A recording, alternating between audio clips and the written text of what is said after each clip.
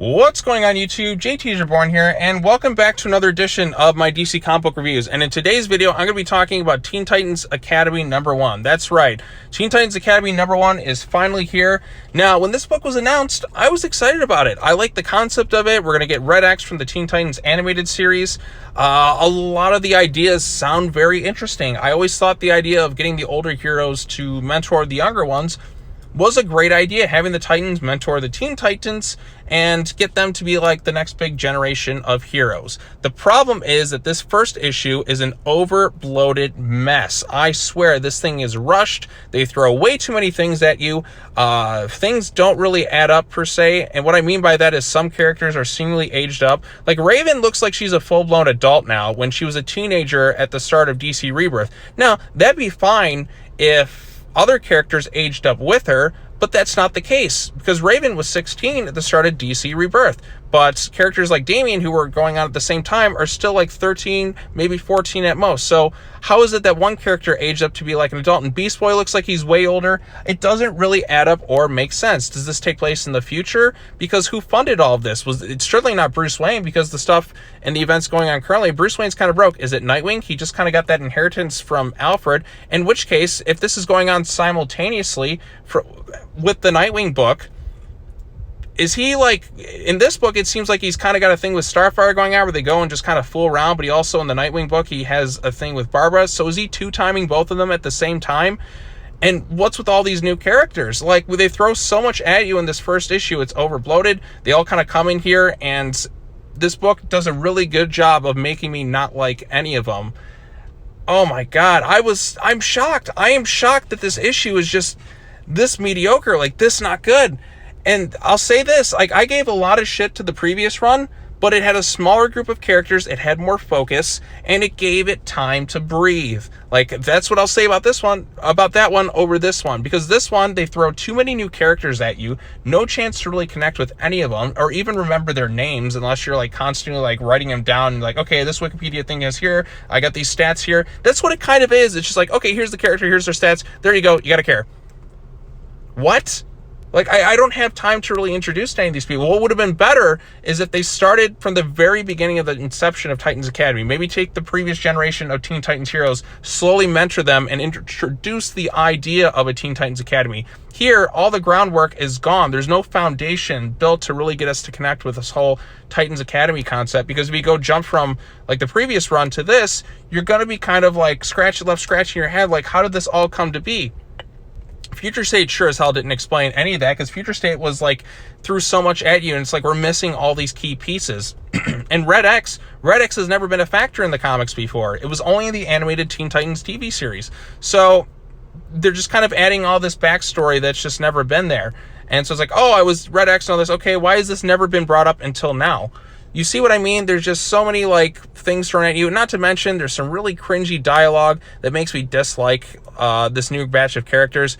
It just, oh my goodness, we've got a lot of stuff to talk about here. So anyways, as the issue begins, it begins with a new batch of characters going to Teen Titans Academy, and it's trying to be all fun, quirky. They're talking about welcome to the Roy Harper Titans Academy. Now, Roy Harper, as we know in Infinite Frontier, is still alive. Not to mention, like, are secret identities like a thing now? Because if you're telling somebody that's Roy Harper, won't somebody kind of figure that out, that Roy Harper was connected to Oliver Queen, therefore Green Arrow, therefore superhero identity exposed? I don't exactly know how all of this works. There's been no real setup. There's no been like, you know, world building going on with Titans Academy. It's not like it's always kind of been a thing in DC Comics. It's a brand new concept, which is a concept I like, but all this stuff just leaves you scratching your head how it kind of happened. I guess I'm just supposed to roll with it, but then again, like, I read all the other stuff before it, but I guess that's not good enough. So anyways, they're there talking about like how being heroes, being good for all. Cyborg's now apparently back on the Teen Titans. I guess he's not in the Justice League anymore, because I guess he got demoted again. Ever since Death Metal, it's like continuity is just like, all of this happened before, but there's things that happened before that contradict things in the current stuff, and yada yada, just roll with it. I don't even know when any of this takes place. Is like after Death Metal, before it? Oh man, I'm just already kind of just, you can tell my frustration right away. So anyways, we got the new characters. There's too many to name. In fact, you're just going to kind of be left like wondering who is that kind of by the end of it. So immediately the cringe begins right away is within the first class. So Nightwing's like, all right, class, welcome to Defense Against the Dark Arts. Anybody remember Harry Potter reference?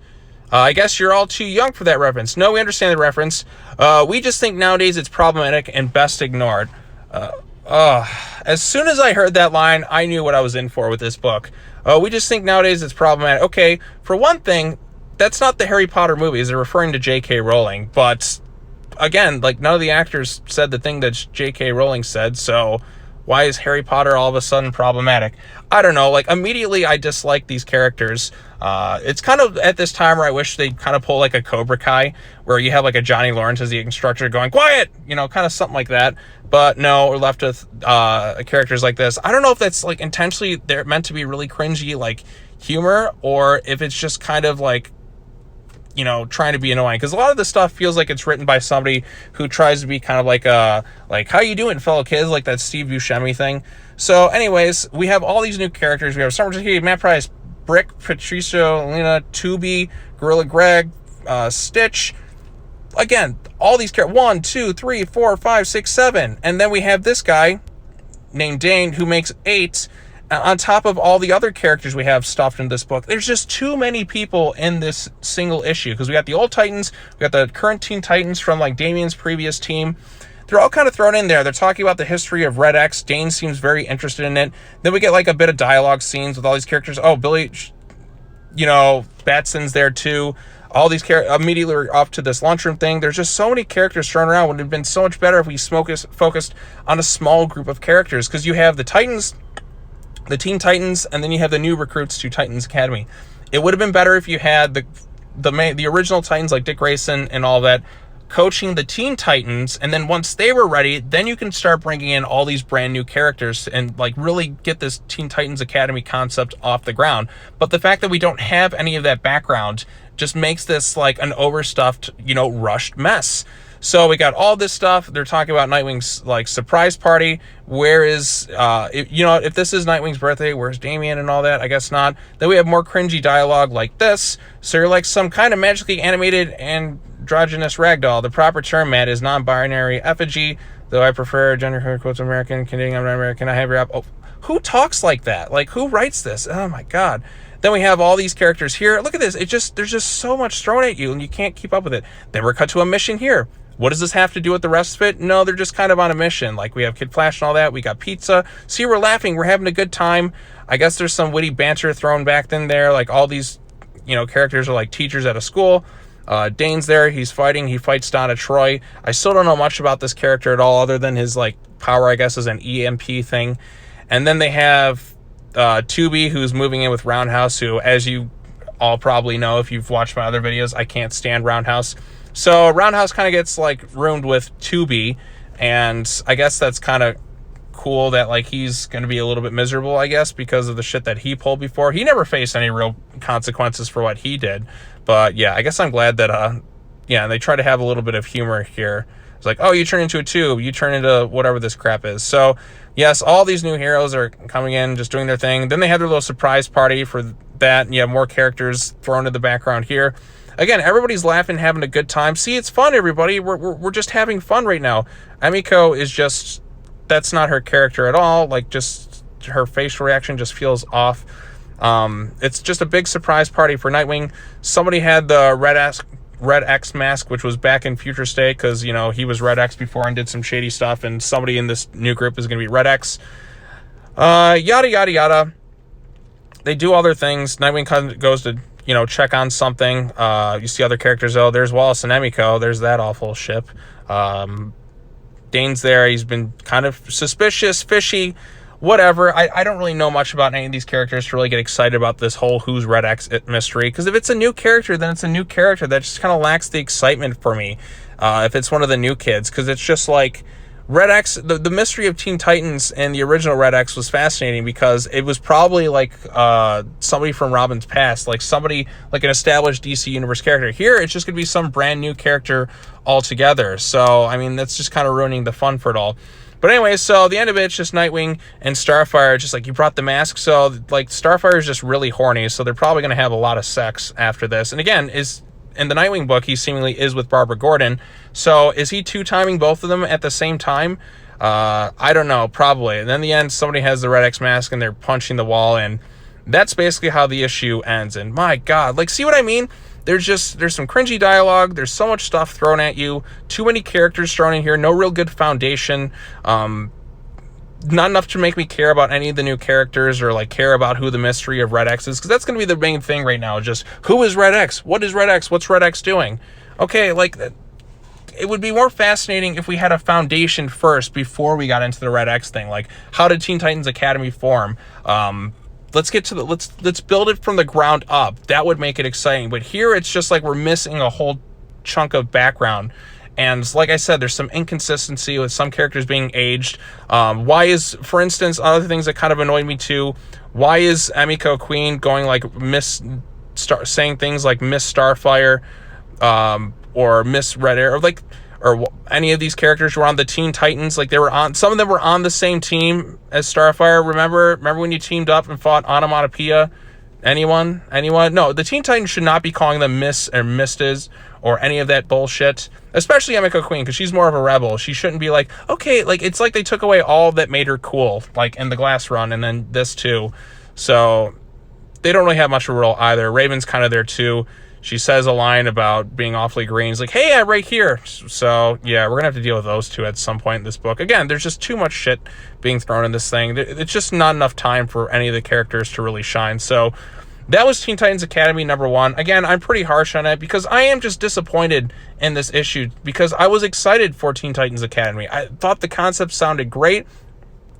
This first issue is just too rushed. They throw way too much at you. It would have been better if they took the time to really set up the foundation of Teen Titans Academy and, you know, spend time with the previous team who did a lot of shitty stuff under the Glass Thompson run and really build them up to be like better characters, and then slowly bring in new characters. But when you introduce, like, I don't know, like, what do we have, like 50 different characters in this thing?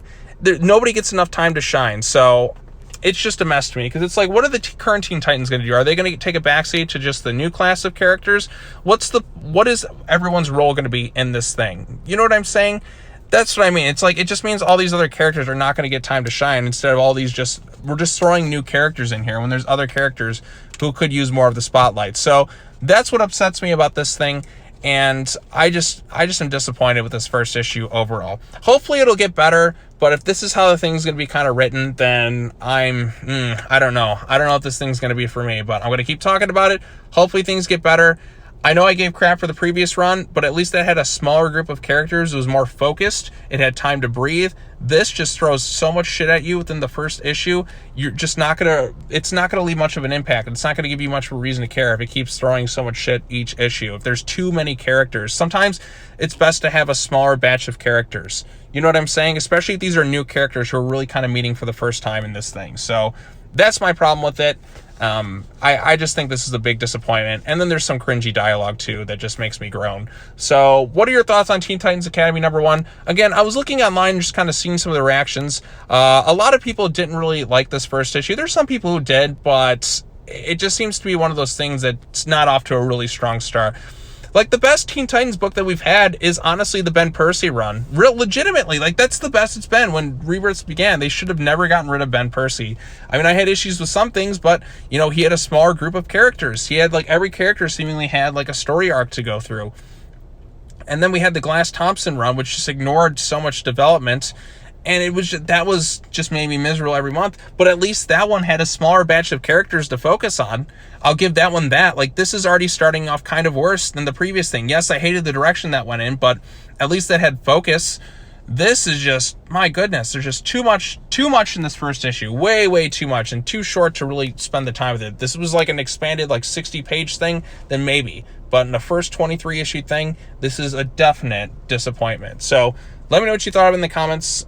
And like this video, share with your friends, subscribe for more content. Again, I'm just disappointed. I wanted this thing to be really good, but it's not off to a good start. And the Future State stuff was kind of, you know, wasn't really doing it for me either for the Teen Titans stuff. But anyways, that's all I got to say. Thank you all so much for watching. As always, take care now. Bye-bye then, and I will see you all in the next video. Peace.